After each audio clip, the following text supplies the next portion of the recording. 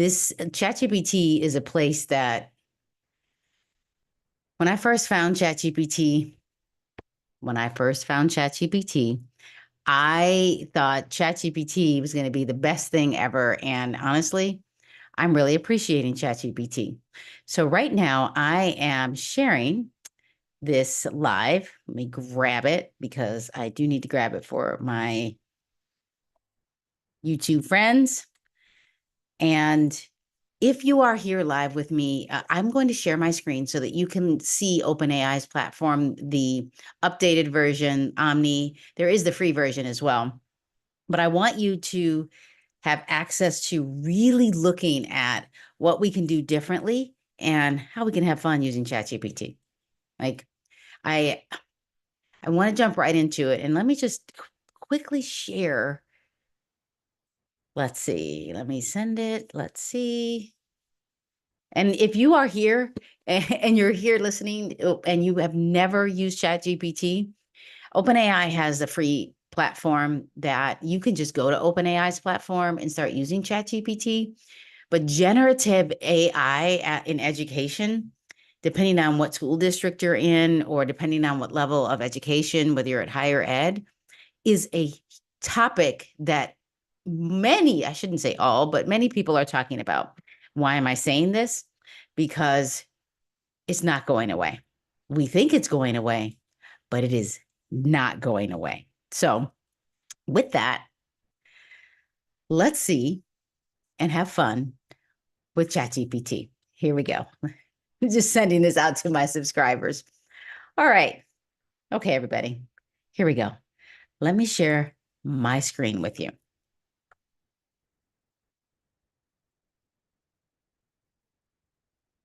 So here's ChatGPT. So if you're watching me on live and you have a question, I can see my chat. I can see what's happening. So if you go ahead and add, if you want to add anything to the chat, let me know. I will respond. So here we go. All right. So here's ChatGPT. ChatGPT, generative pre-trained transformer, started and became public. It started years prior, but in 2021, in November, let me back up.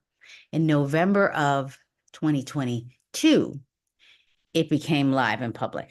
It allowed us to have access to a conversation bot that would spit out anything. And this is ChatGPT.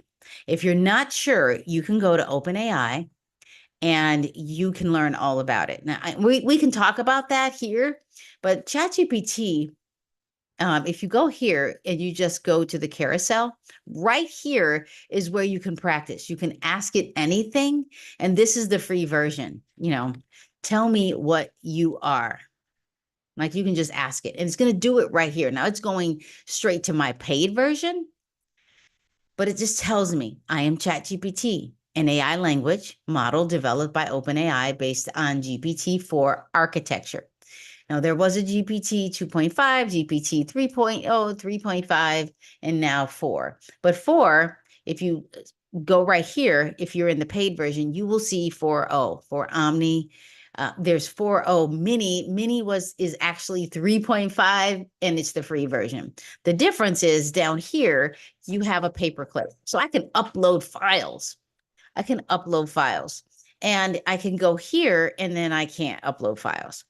Now, I'm just going to give you a profound perspective first. Now, I like to show you the big picture first and then jump down to what I would say is not the big picture. So you can say, what do you think you would look like based on what you just told me? Let's see what would happen.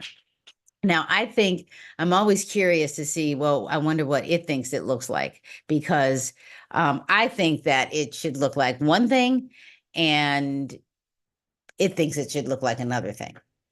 So can you clarify? I would like an image. Oh, I didn't say that, but what kind of image? What do you think you would look like? It's pushing me because I asked it to, let me back up. I asked ChatGPT to slow down and ask me more questions and prompt me more so it didn't just give me some arbitrary information. So it's doing that. What do you think it would look like? Create an image now.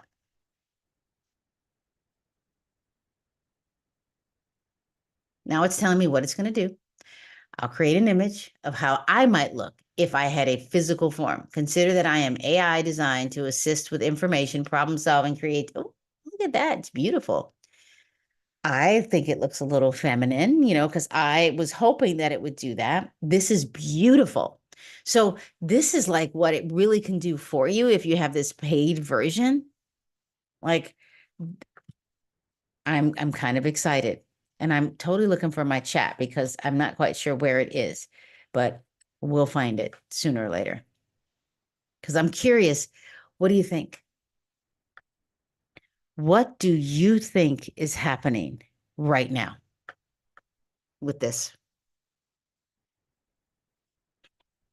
So, if you're in education, you're thinking, what does this do for me in education? Now, I could go and create a new chat. Typically, when I stay in the same feed, it wants to focus on the same feed. Like, based on your perspective and my perspective as I'm going to say high school teacher who teaches, I want to go to science, but I'm going to say who teaches. We'll just do English literature. What can you help me with? Let's see what it spits out. And while it's doing that again, I'm like, where is my chat? Like, this is I think I may have, maybe, nope, nope, no, not seeing it. I'm not seeing him alive, but hey, I'm not seeing oh my gosh. I am not seeing my chat, but that's okay. We're gonna be okay. But if you have questions, you can put it in the comments later if I can't find it now. YouTube, you think you've mastered YouTube and not. So look, it gave me a list of things. Lesson planning, literature analysis, writing assistance, classroom activities. Now this is a lot, like it spits everything out. And I'm like, this is a lot to look at all at once. How can you talk to me? Slow it down. Let's assume I am a seasoned teacher, but am teaching English lit, grade 11. We'll go with grade 11 for the first time using California state standards. Let's see what it will do. Let's see what it will do. Sometimes while this is happening, I'm thinking, wonder if I can ask YouTube a question too. Like, where's my live chat? Where is my live chat? Okay, so let's look. It says, got it. Let's take this one step at a time, which slows down. It's still a lot, but step one, understanding the standards. I might already understand the standards, but that's okay. Step two, build a curriculum. We probably already have that. And step three, lesson planning. Okay. My district purchased a product curriculum. In the state of California, we say the curriculum is the state standards and the product is what supports us. How would you start? I'm just going to say, let's chat, because I've never taught high school English, but let's chat. taught science. I can teach high school up to ninth grade ELA, but I probably would fail at that because I've only taught science. So let's see, familiarizing with the curriculum, Start by getting to know curriculum thoroughly. Okay, so what if I'm like, I don't even know where to start? So what would I do? Okay, so check this out. I've found how to find the live chat. Like I'm gonna find it because this is scrolling me so much more. History. No, I don't want that. I want the live chat. Where is the live chat? No, it's still not giving it to me. And I'm so glad that you're still here and hanging out with me. But I'm like, where is the live chat? No, I'm just gonna ask it. Like, where is it? It always shows up. So we're just going to go with it. Because if it's not here, then I apologize. Um, but typically my live chat is here. So whatever, right? Okay. So familiarizing with the curriculum, planning your first unit visit, engaging with students. Like, what would you like to dive in? Okay. Look at the state standards. Let's go there. Let's go find California ELA standards. Let's just go get them because I want the PDF. Okay, here we go. Let's go find high school.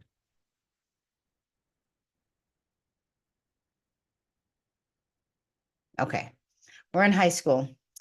And so we have reading literature. Let's see, that's 12th grade. We can go and find all the standards. So we can go to reading informational text.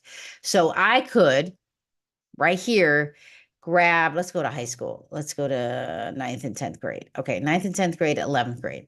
So I could grab this as a full PDF, but I know that ChatGPT has kind of a fun thing going on. So I'm going to grab this and say, I'm going to grab this.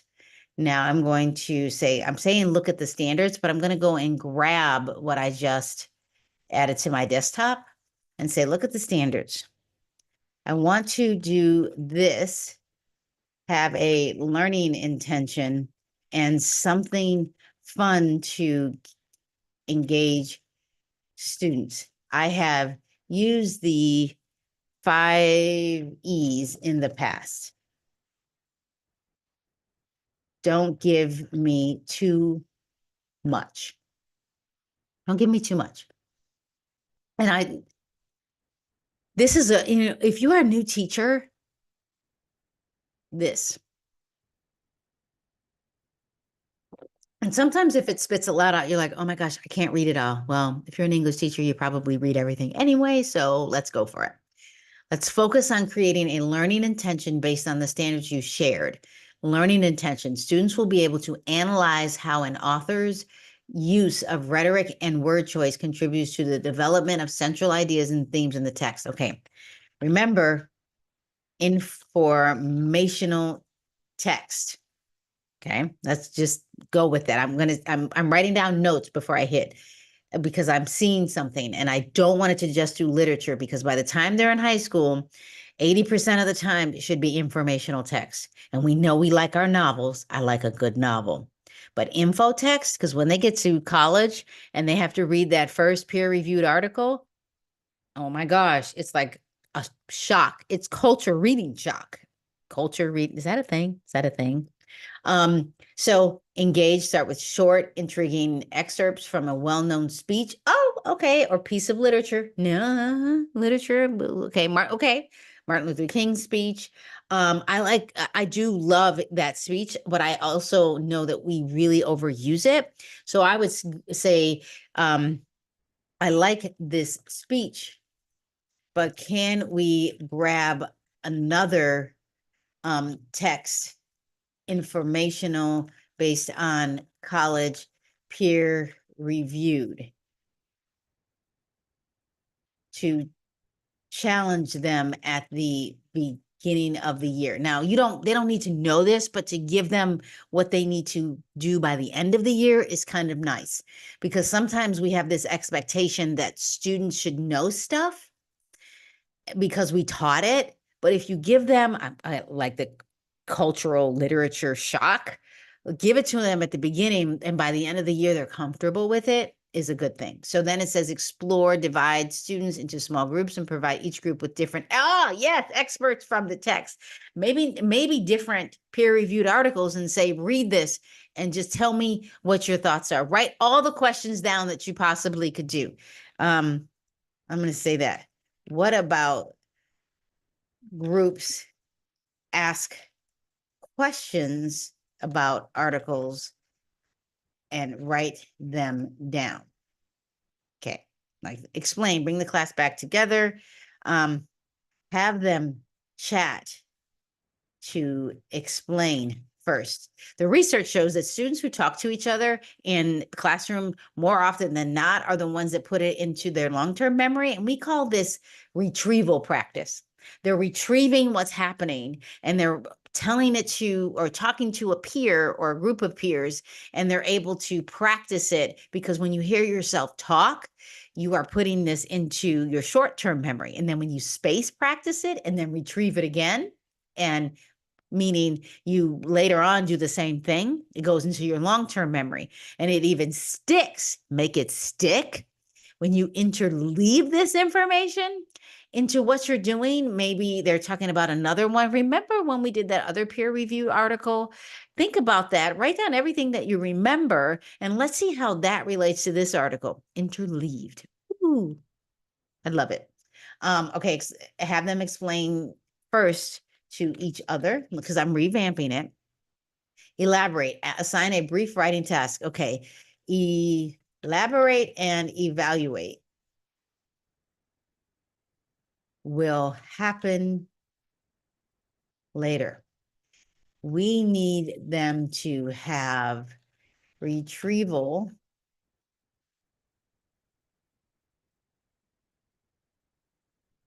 practice, and conversation practice first.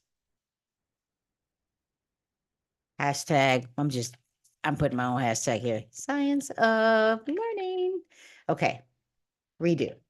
Notice how I just wrote it kind of any kind of way. This is what happens.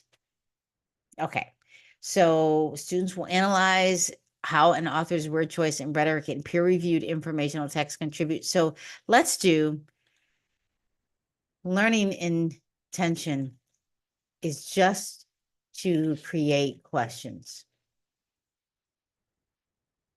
That is it. Sometimes ChatGPT will have them go straight to some learning when we just want them to have a conversation. Students will be able to create thoughtful analytical questions based on a peer-reviewed informational text focused on authors' usage of language, rhetoric strategies, and development of central ideas. So when you're using ChatGPT, and I still think that learning intention is too much. I like it, learning intention. And you know what, we're going to go with it. We're just going to go with it, because you can still step back and say, I just want them to ask questions. And you can just say, add goal is to success criteria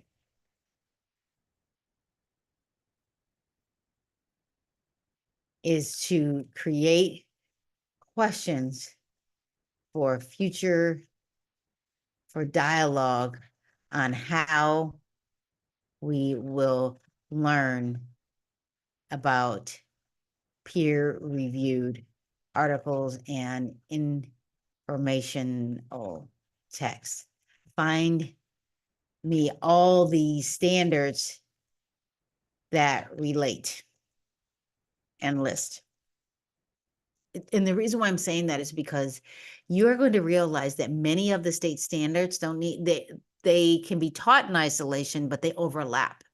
So then you can start to look at reading informational text, cite strong and thorough textual evidence to support analysis of what the text says explicitly, as well as inferences drawn, reading informational text, reading informational text, reading informational text, all of this reading, like, so speaking and listening. Okay, we're not writing yet, we're reading, and okay. Which brings me back to the state of California student score report. I just have to say it. The student score report, oh my gosh, now has the claims. There are 4 of them: reading and listening, or reading and listening, and then the other 2, which are writing and research. And with that is the speaking part. It's all integrated. So they, instead of just the 4, they group them in 2. So speaking and listening along with reading, if students can read it and then talk and listen to each other, they're putting it into their long-term memory. Because if they can do this, that's half the battle. Then you can get them to write and do research. And we're doing that. Like, okay, what are the research and writing standards that relate? And I know, and again, I'm not a well professed or great English teacher. I integrated it in science, but this is amazing. Like, so look, writing, conduct, gather, draw, Bloom's taxonomy, writing standards, again, write arguments, introduce, develop. Like, this is what you could take like 3 peer-reviewed articles all year and get them so good at it.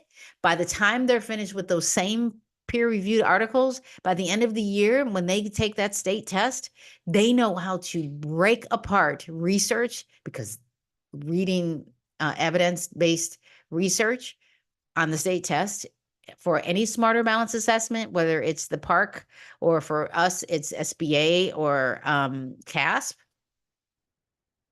this is really amazing what you can do. And I'm going to just take a step back for a moment. And what can you do? Let me move this. What can you do as an educator using ChatGPT?